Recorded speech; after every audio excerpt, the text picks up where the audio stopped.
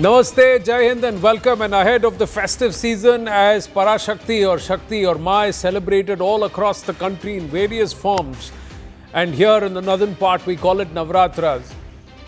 There is the big bonanza. It's perhaps the biggest white swan event for Bharat as the GST 2.0 reforms kick in. The GST bachat utsav or the Nagrik Devo Bhava moment is what Prime Minister Narendra Modi has described it. And we continue with our special broadcast and coverage here, and it will go on into the 22nd of September, that is Monday, the first day of Navratras, here on CNN News 18 and across the network. We will celebrate this day, not just here across our studios on television, but also on ground with a mega Reforms Reloaded conclave. Meanwhile, Prime Minister Narendra Modi, while addressing the nation earlier on Sunday evening at 5 p.m., called this next generation reforms to not just cut prices but boost the middle class's savings, benefit youth and drive growth. He renewed his push for Swadeshi and said that the reform reflects Nagrik Devo Bhava. Most importantly, he underlined what he meant by Swadeshi. Not just buy only Indian, buy whatever is made in India. Ab Bharat ki bari hai is the story. Are we all ready to do our bit? That's what the Prime Minister is urging us to do.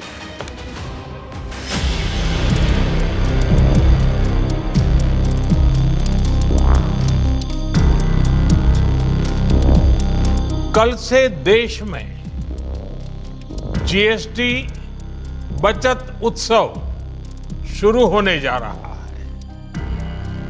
इस GST बचत उत्सव में आपकी बचत बढ़ेगी और आप अपनी पसंद की चीजों को और ज्यादा आसानी से खरीद पाएंगे। ये रिफॉर्म भारत की ग्रोथ स्टोरी को एक्सेलरेट करेंगे, कारोबार को और आसान बनाएंगे, निवेश को और आकर्षक बनाएंगे। हम वो सामान खरीदें जो मेड इन इंडिया हो, जिसमें हमारे देश के नौजवानों की मेहनत लगी हो। गर्व से कहो, ये स्वदेशी है। नागरिक देवो भव के जिस मंत्र के साथ आगे बढ़ रहे हैं, नेक्स्ट जनरेशन जीएसटी रिफॉर्म में इसकी साफ झलक दिखाई देती है।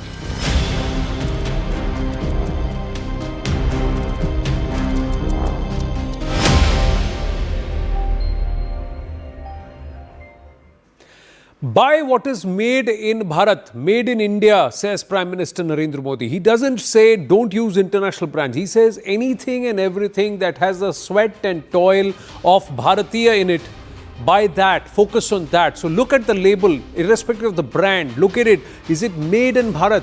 Does it have the effort of the Bharatiya Mazdoor, the sweat and toil of the average Indian? You need to focus on that this festive season and going ahead. Let's take a quick look at some of the highlights of his 17.5-minute address to the nation. GST 2.0 is to boost savings and also to benefit the middle class. So that's why he's urging the middle class, enjoy this saving, go ahead and spend it.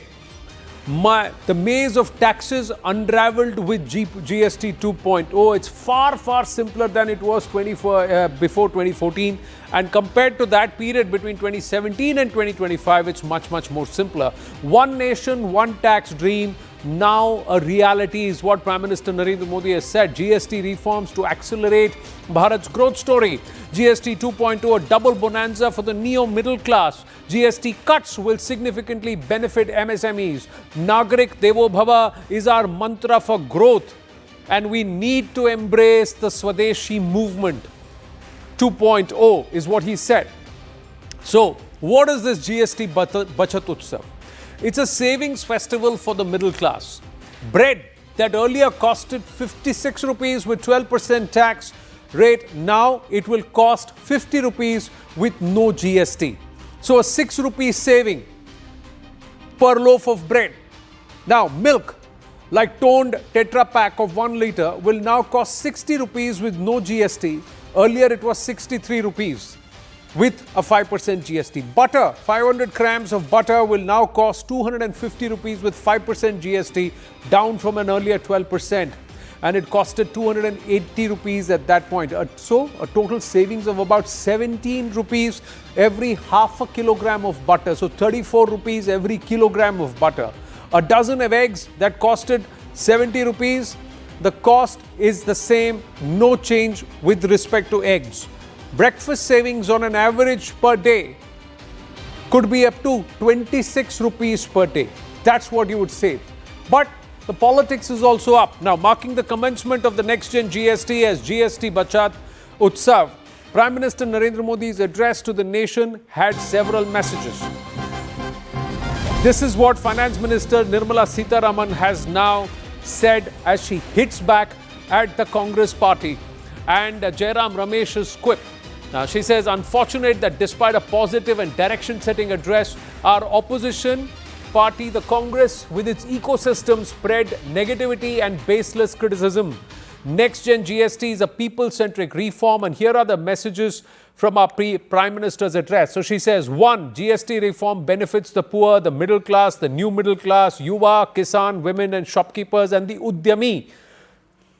Nagrik Devo Bhava is a strong focus. India should be Atmanirbhar Bharat. We should be proud of Swadeshi. Garv se kaho ye Swadeshi hai. Support local manufacturing. Emphasizes on cooperative federalism. Calls on states to become equal partners in growth. And we should all work to accelerate growth and make it easy for business to function and be attractive for investment. Such a big tax reform became possible by taking all states together since 2017. The Finance Minister's response comes after Congress MP Jairam Ramesh posted on platform X saying the current GST reforms are inadequate. Outstanding issues include the widespread concerns of MSMEs. The major employment generators in the economy must be addressed meaningfully. Apart from major procedural changes, this involves further increasing the thresholds that apply to interstate supplies. Sectoral issues that have surfaced, for instance, in textiles, tourism, exporters, handicrafts and agricultural inputs must be tackled.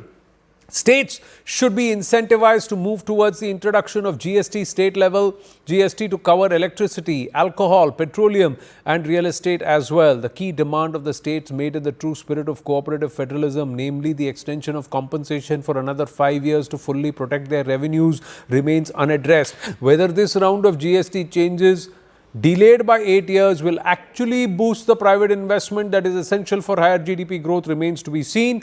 Meanwhile, the trade deficit with China has doubled in the last 5 years to cross 100 billion and Indian business is crippled by fear and oligopolization that is leading many to resettle abroad. This is the criticism and there the counter that has come from the government. Shehzad Poonawalla, national spokesperson of the BJP, with us in the studio. Aditya Piti, author Modi's Northeast Story with us. Gurcharan Dasji, author and former CEO of Procter & Gamble India with us. And Professor Santosh Mehrotra, economist with us. Namaste and Jai Hind to everybody. Thank you very, very much. Shehzad Poonawalla, how do you want to respond to the Congress party? You see, cynicism is also GST free. So Congress can continue to be a cynical party, but here are the facts. The fact is that today GST has come to mean a good and simple tax and gross savings and tax low. And compare this with the situation of pre-2014. We used to tax Mercedes and milk at the same rate. Cement was 30%, today is 18%. Sanitary pads were 13%, today it's 0%. Television sets, refrigerators were at 30-31%, they're down to 18%. Essential items, which you're just showing from bread, butter, milk, etc., some of them down to 0%, some of them down to 5%. So, your things that you need for daily basis in consumption is low. Shampoo, soap, toothpaste is now at 5%, it comes down. Then the agriculturalists, the farmers, their input cost goes low because the tractors, tubes, everything goes low. Your health is taken care of because your medicines, 33 important medicines, and this is apart from the Jan Aushadhi Kendra and the Ayushman Bharat cover. This also comes down. Also, your diagnostic kits are coming down. Your health and life insurance is now at 0%. So your health is also taken care of. And look, this is roti, kapda, makan, all have become cheaper. Your eating items are cheaper. Your first makan can be cheaper because cement is down. Your kapda is going to be cheaper. So this is the common man's gift, Diwali gift before Diwali. And before Navratra, we are indulging in a bachat utsav. But the Congress is always there in a bad word utsav. They are only giving bad words. Now, I just have 2 or 3 questions for the Congress party. First of all, why doesn't the Congress party, we have given relief like 12 lakh rupees, the tax slab was taken down to. Inflation has been about 2% last month, and it's been overall 4.5% despite 2 crises. It was 12% during the Congress's regime. And now this thing, this is the third thing in a year. Congress has one state to show what it can deliver in Karnataka. I was in Karnataka yesterday. Everything from water, stamp duty, petrol, diesel, liquor, all the taxes are high. And what do you get in return? Potholed roads, crumbling infrastructure, law and order situation in a mess. So let's talk about the models. One is Mr. Modi, 11th to 4th position in the economy, highest FDI, highest foreign exchange reserves, lowest NPA, lowest inflation rate. We've delivered on the economy, 25 crore out of poverty. The inequality has come down tremendously, and the World Bank has said we are the 4th most equal country in the world. The unemployment, we are the lowest in G20 countries. EPFO data is at an all-time high just the last month. Mr. Mehrotra, you can laugh, but it only shows that Congress and you have nothing to offer except for your cynicism. And the problem is that nor is Janmat with you, and Mr. Mehrotra, even the Gen Z has left you and the Congress now. From the Delhi University to Hyderabad University. So perhaps you can keep laughing at the common man, but you have nothing to offer. But somewhere, even before Mr. Mehrotra responds, Shahzad Poonawalla, the Congress will say, हम तो 7 साल से कहते आ रहे हैं, आप अभी 8 साल के बात कर रहे हो. हमने तो तभी कहा था गब्बर सिंह टैक्स है, इतने सारे slabs किए, you have to reduce the slabs. You are doing it 8 years later. So everything the Congress criticizes, and then initially the Congress opposes, then later on the government proposes. So that's their argument. You know what the favorite dialogue of Congress has become these days? सरकार इनकी है, system हमारा है. मैं तो ये पूछ रहा हूँ कि 2004 से 14 सरकार आपकी थी, सिस्टम बना लेते ना. Why couldn't they manage it then? Because they were not offering the states, including Gujarat, the fair compensation that the states were seeking. We were able to, and therefore we are giving example of cooperative federalism. Secondly, let me correct what viewers are saying. Rahul Gandhi in 2017 in Ahmedabad in Gujarat had said he wanted one flat tax slab rate, which is at 18%. If we would have followed this person who does not even know 5th standard maths, Rahul Gandhi, we would be having Mercedes and milk at 18%. I don't think the country functions like that. I don't think any economist worth his salt would advocate for that. But Rahul Gandhi, it is also on the Congress's official website, he wanted just one tax rate of 18%. So I don't think that is what he was advocating. Santoshi, he called it Gabbar Singh tax. He did. Santoshi. Well, look, we all have to welcome what has happened. It's another matter that this is how it should have been organized and designed in the first place. But that it has happened is something to be certainly welcome. No question about it. However, that BJP brought this about. Let us just recall that all BJP-led state governments had systematically opposed the GST, which had been proposed well before this government came to power, and the previous government had designed it in a very different way and was not able to put it in place because the state governments were not on board. So let's not get into the politics of that. I mean, that will take us much too far back. Right. So let's just return to where we are now. Thank God this is. Okay. The fact still remains that the issues that I am going to raise are about whether or not this is going to lead to this consumption boom that we are being told that is going to result. Now, we know perfectly well that in the next 3 weeks, during the Navratra, up until the festival season, there is every year an increase in consumption, and that will still happen. Maybe more of it will happen this time than till last year. We will have to wait to see what the medium-term impact of this reform is going to be. For another 6 or 8 months, we'll have to wait. Because what we do know is that the personal income tax reduction of 12 lakh per annum that the middle class got in on the 1st of February this year has not resulted in the increase in consumption. What has happened, my friends, is the following. That household savings are at an all-time low, while corporate savings and government savings are doing very nicely, thank you very much. And household savings are low, and people have borrowed, retail borrowing has increased to an extent that the RBI has had to crack down on the scheduled commercial banks to stop giving retail loans on the scale that they are doing. And in addition, gold loans have increased to an unprecedented degree, and the people are surviving on these two types of loans. And let's just remember that that consumption is being held up only because people are just saving by borrowing. And the point here is that consumption is low, and it has systematically been low for the last 4 or 5 years because joblessness has increased. Now, it was claimed just a short while ago that inflation was higher under the previous regime. That is correct. But what was the reason? A very important reason, of course, is that international oil prices were systematically much higher over that period than they have been for most of the 10 or 11 years that this government has been in power.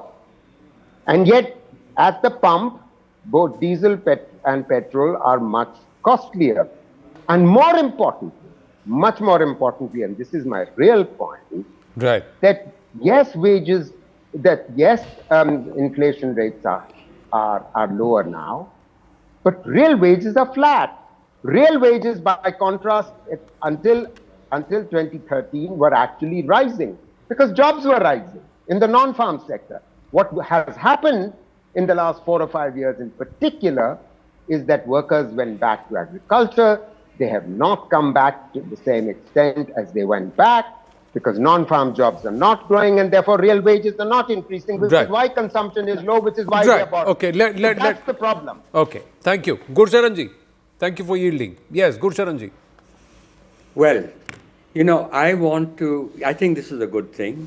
I think that this is in the right direction, and I hope the next reform in GST will really, the GST 3.0 will be a rate which is not 5 and 18, but 7 and 15.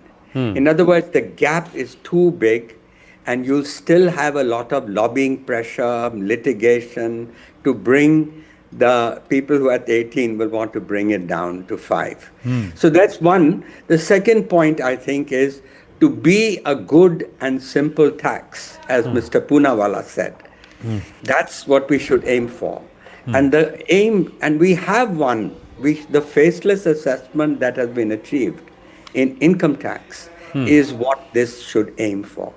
There are just still too many hassles.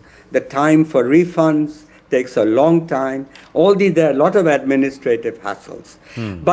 And thirdly, I think petroleum has to come under GST because we as a nation suffer competitive disadvantage against countries like Vietnam, etc., with whom we are trying to become China plus one. We can't do it with this kind. So, but let me say the main thing I want to say, and that's really what you said was very, very interesting at the beginning of this show. And I wish that Mr. Modi had emphasized that.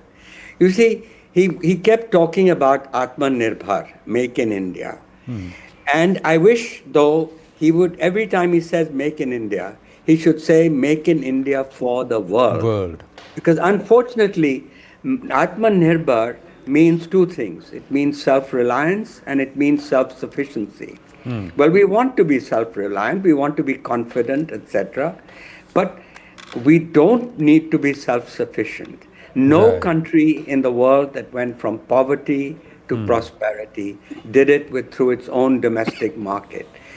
All of them did it through exports. And so with the unfortunate idea, this was during from 1960s. Right. This idea of self-sufficiency, import substitution, that's what ruined our prospects. And we still, I'm afraid, the mindset, when people hear make in India, they say, you see, you corrected. And what Mr. Modi hinted at was make in India, produce in India, buy something produced in India. Now, what Mr. Modi should have further emphasized, and what we need to emphasize, is that make in India for the world. Well, we should be an open economy.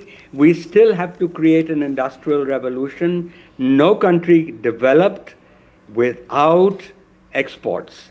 And today, our exports of goods are only 2% of world exports. Right. World exports are $29 trillion. So there's a lot. We went from 2 to 3. I tell you, we would have an industrial revolution on our hands. So that's really the point that I want to make. No, you made, but Gurcharanji, the fact is that the Prime Minister has always said make in India, make for the world. He's never had problems with what are desi brands and international brands. No, he's saying brands which are making in our country and making for the world and for the domestic market, most welcome. And that's why he said very clearly, look at those brands where the sweat and toil of Indian people has gone into it. I agree with you. So he said that today also. Yeah, I heard that. But the takeaway of people, my wife sitting next to me, she said, oh, great, we should only buy Indian and we should not buy anything foreign. And I said, what about foreign brands made in India? Exactly what you're saying, what Correct. he said. But the mind in India has been so brainwashed over these last 70 years. They are not getting that message. So we need a model, not just to depend on our own companies. We don't have a single global brand in the world. And what iPhone did was showed us the way. The iPhone, and this is what we should do, like China did and what Vietnam does, go and woo the brands that are labor-intensive manufacturers, Nike. Yes. But for that, Gurcharanji, Gurcharanji, I think one of the biggest things the government has to do, and Aditya come in on that, is to make it easy for setting up shop in our country. The point is that because of the central and federal controls, labor reforms have not yet been notified centrally. Although a lot of state governments have taken 8 or 9 out of the 12 clauses and they've already quietly implemented them to attract investment. But Aditya, unless that is centralized, is that the next step that is required? Plus, there are a lot of, even now, in terms of balances and weights, and there are those acts under the ISI and some of the others which are a pain, certain others which make it so ludicrous to start up a business. Imagine you got 20 departments from whom you need clearances, and you got an entire project ready, and one fire department turns around and says, "Do step come hai, to isliye pass nahi karenge, you can't start your factory." Now, those kind of things are a deterrent. People will not put in money, when these kind of things happen. Whereas in other nations, these kind of single shop windows to set up shop, to start working, that's already there. China is already providing you ready-made factories. Okay, everything is ready, factory is ready, come, lease it, start producing. We are not there. So, that's why this Aditya, Gurcharanji, Aditya has not spoken. Yes, Aditya. Sorry. What's going to make them do this? What is going to make Anandji, Indian MSMEs, manufacturers start manufacturing for the world? Couple of points, Anandji. This is a journey that we're on, right? We're not there yet. Right. The way I'm seeing it, I run various businesses. I'm seeing that we've come a long way. We must give credit to that as well. A lot of things have got easier. We said even with respect to compliances, especially on the GST side. Say, excise was a nightmare. Now GST has made things easier. The new GST 2.0 is going to make compliances even easier, reducing friction there. So we have come a long way. I agree that a lot more needs to be done. Work is being done with the Jan Vishwas Act, etc.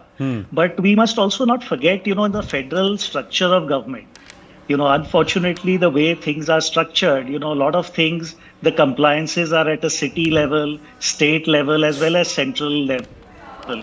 So, a lot of complications arise because of that as well. No, But overall, looking at the trend, things are getting easier, better. But yes, I agree, we have a long way to go. well, not just a long way to go, Shehzad. The point is, see, why are the NDA ruled states not showing the way? Why are the NDA ruled states not quietly adapting farmer laws? Why are they not adopting the labor reforms in toto? Why are the states not going? Because those that are on the concurrent list, the states can go ahead and do it. Why are the NDA ruled states not putting pressure on the non-NDA ruled states by complying to all these reforms and running with it? It's not happening. First, let me address a couple of points that were made by Mr. Mehrotra, and I am only quoting data. And if he can give me data, then I'd be grateful to listen to that. Rural MPC monthly per capita expenditure, 191% growth since 2012. Urban MPC, 146% growth. Let me give an anecdotal example. Per capita consumption of electricity increased from 950 kilowatt per hour to 1395 kilowatt per hour in the last 10 years. Consumption, which is measured by private final consumption expenditure, 2014 to 24, this is hard data, CAGR of 7.2% per year, which is outpacing US and Europe. Private consumption has increased from 87 lakh crores under Manmohan Singh to $2 trillion.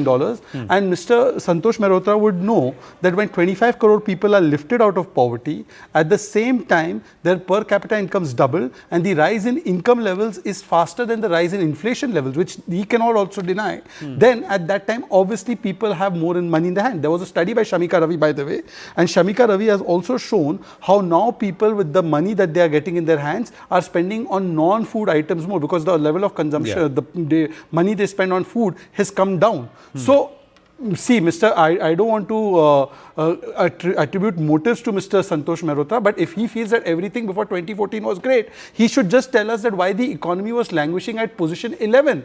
He should tell us, please, that why were the forex reserves of this country languishing at $250 billion? He should tell us what was the level of exports at that point of time, merchandise exports. He should tell us what was the level of NPAs at that time and what is the level of NPAs today. There are so many indicators which show that the economy is not dead. Mr. Mehrotra, you have to get out from that Rahul Gandhi school of economics. I insist and I urge you to. Having said that, now coming to your question. Look, we are very... No, sir, 1 second, sir. Patience. We are all talking facts and data. Counter me with data.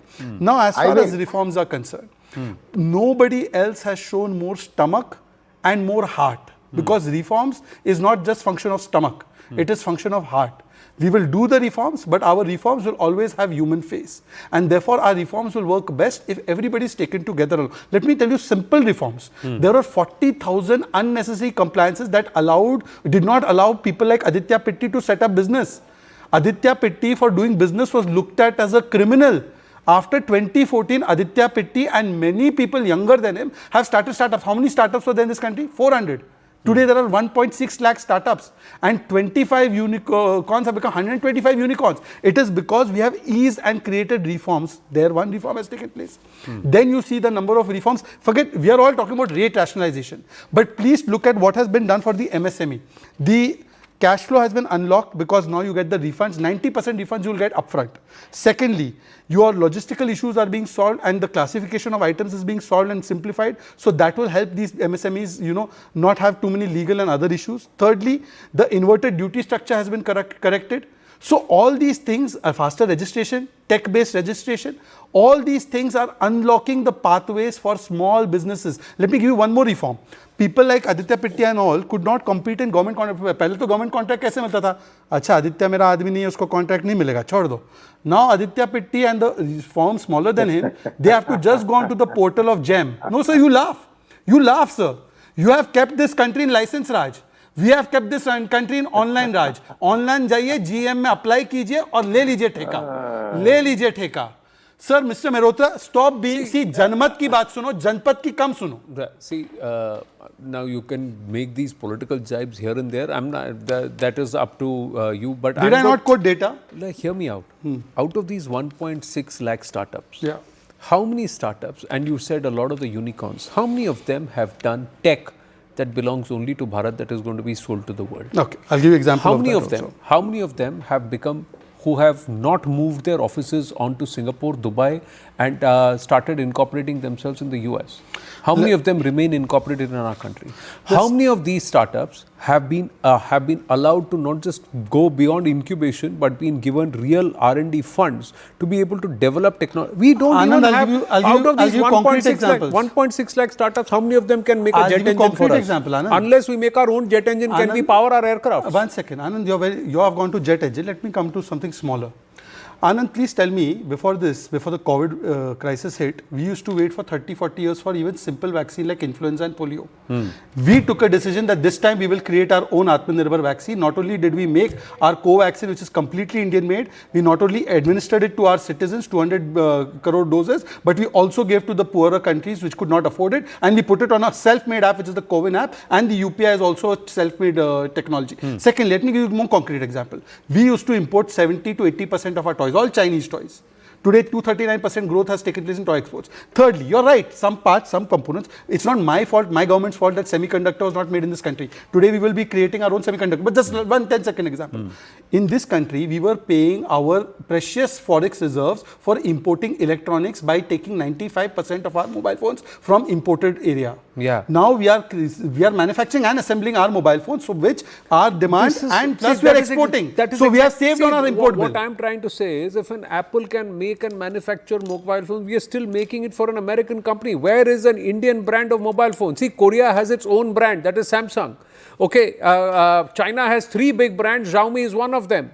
Every single nation has its own technology, has its own infrastructure, digital infrastructure, does not depend, has its own brand of phones. We as a country have not made our own brand of phones. We don't have our own digital or tech infrastructure. It's all either US or Chinese. You ban the Chinese, we are totally dependent on the American platforms. What I'm trying to say, the 5G stack and the 6G stack is completely Indian made. What I'm trying to say is the stack may be made, but for general use, our 4Gs today either have a China brand phone or they have a US brand phone or a Korean brand phone which is made in India.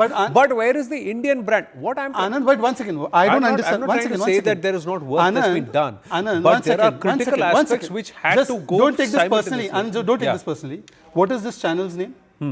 CNN News 18? No, News 18 is the channel's name. You are partnered with CNN? Yeah, it's a brand license. Yeah, it's a brand license.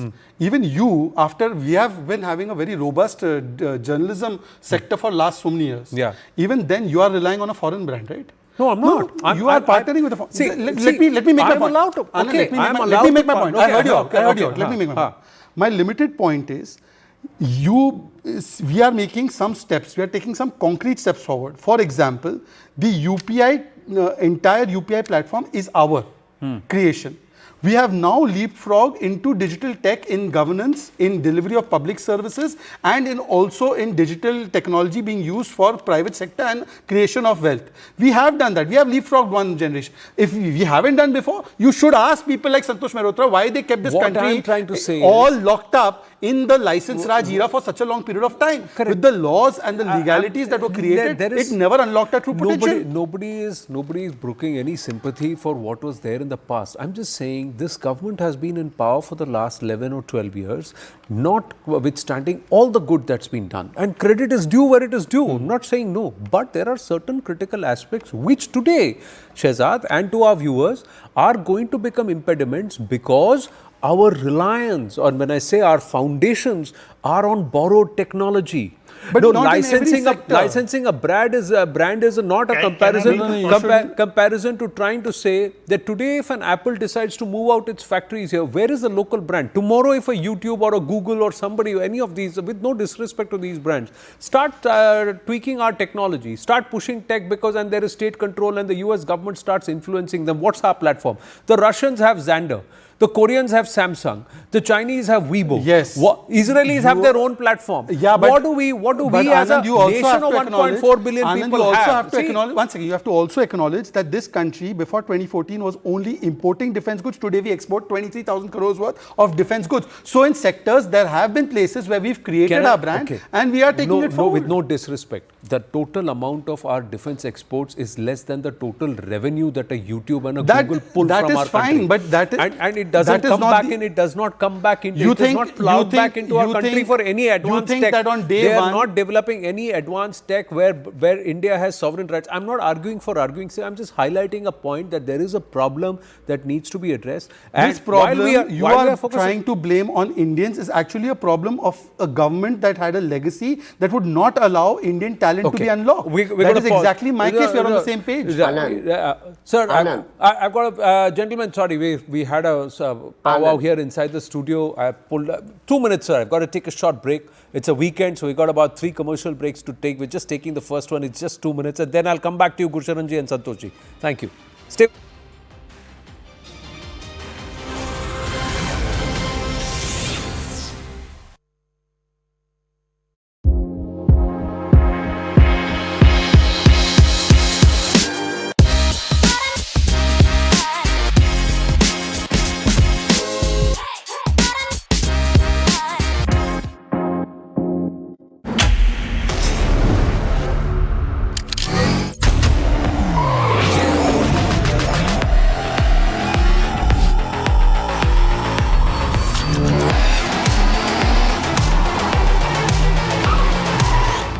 TVS Raider, the wicked ride. Mission चढ़ती कला। और मैं भारत के हर नागरिक को, उद्योगपति को, charitable ट्रस्टों को, कलाकारों को, पूरी दुनिया में बसते पंजाबियों को, बहन भाइयों को दिल से अपील करता हूँ, आओ पंजाब को दोबारा अपने पांव पे खड़े करने का टाइम आ गया है। पुनर्वास में और रीस्ट्रक्चर में पंजाब का साथ दीजिए। मैं वचन देता हूँ, जो भी आप मेहनत की कमाई से 1 रुपया भी अगर निकालोगे तो 1.25 रुपया बना के हम पारदर्शिता और ईमानदारी से इस्तेमाल करेंगे। और जानकारी चाहिए तो rangla.punjab.gov.in ये वेबसाइट पे जा सकते हैं, सब कुछ डिटेल मिल जाएगा। आओ मिलकर हाथ से हाथ जोड़ के एक ऐसा पुण्य उसमें योगदान डालें और बता दें दुनिया को कि पंजाब किसी भी संकट के सामने हारता नहीं। हेलो मोटो। नए जीएसटी से मेरी स्कूटी 7,000 रुपए सस्ती हो गई और स्कूटी खरीदने का मेरा सपना सच हो पाया। अब सफर आसान है और सपने पूरे करना भी। नेक्स्ट जेन जीएसटी ने मेरी जिंदगी को बनाया सरल, सिंपल और बेहतर।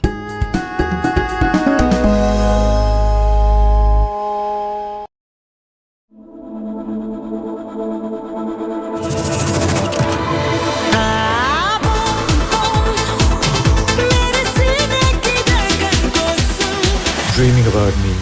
Love is to get lost in the look. Unlimited Love B6 Pack 2 starts at 21.9 lakh.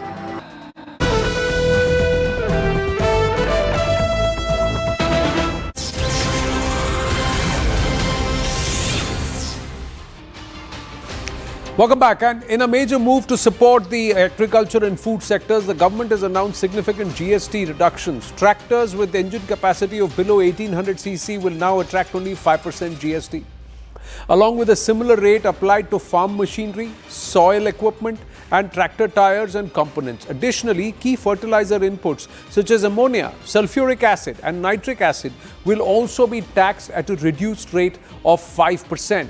Now, for the processed goods and dairy sector, the relief is equally notable. Milk and paneer have been fully exempted from GST. Products like butter, ghee, cheese, namkeen, pasta, jams, and fruit juices will now carry lower 5% GST. Moreover, the tax on processed fruits and vegetables has been slashed from 12% to 5%, providing a major boost to both producers and consumers. Now, these changes are aimed at reducing input costs, curbing inflation, and encouraging growth in agriculture and food processing. And we were going back, and even as we took a break, the conversation was, have the right things being done, or is there still more to be done to ensure that this growth story comes around together? Santosh Mehrotra ji and Gursharan Das ji with us. Gursharan ji, one of the questions many people ask is also, why are the sharks not biting? Why is there big capex not happening from private India Inc? Yeah. What is holding India Inc back? Will this perhaps change that? Yeah. Ji. So one of the mistakes we make 2 mistakes. Ji. One mistake we make is we think we are a big market. We have a big potential market, but today we are a relatively small market. And so a company which caters only to this small Indian market is not going to become a global player. And the main reason it's not going to become a global player is because our tariffs are too high, and we don't have competition. Competition is the school in which a brand is nurtured, nourished, and becomes strong. So if we have, the answer is, why don't we have a global brand? That's what we were discussing, Anand, before the break. Yeah. And the reason why we don't have a global brand is because our brands have not had to compete. Yeah. They have been protected. Yeah. So the best thing we can do is a great inflection moment with these tariffs, etc., coming down. This is the moment for us, and it will be a natural thing once this is, and if big companies come in. China did this. China invited the big brands. They came for the big Chinese market and then also started producing for the world. Correct. And created masses of jobs. And that's how we are going to become a country where the middle class is only 30%, to a country which a middle class will be 60% by 2047. Professor Santosh Mehrotra, do you think innovation has been killed by a certain level of protectionism, and that to some critical sectors? I'm afraid that's not the main thing. Okay. I'll tell you what the main problem with innovation in our own economy is. The main problem is that our big Indian corporates do not spend on R&D. How do you think Huawei became Huawei? Yeah. How do you think Samsung became Samsung? It's on the basis of R&D expenditure. And in those countries, in China spends 2.5% of GDP on R&D. Right. Korea spends 4% plus on R&D. You know how much we spend? 0.65% of GDP. And not just that. 70% of that is by the government. Only 30% is by our private sector. Yeah. That's the reason why we will never actually become a global product company. Right. Gurcharanji wants to very, very quickly. Quickly, and then I'll come back to you, Professor. Why? This is a chicken and the egg thing. And he's got it all wrong. Why don't we spend on R&D? Because we don't have to spend on R&D. We are a protected market where you're competing. Then you want to build superior product. You want to be superior to your competition. Why should you spend on R&D when you don't need to? Correct. You have given the wrong incentive system by having a protected market. That's why there's no spending on R&D. So the moment you open up, there is competition by default. Companies will have to innovate. Companies will have to spend on R&D. Gurcharan, with all due respect, he's a dear friend of mine. He's oversimplifying. This is not the time to discuss that. Can we just come back to the facts again? Yeah, sure.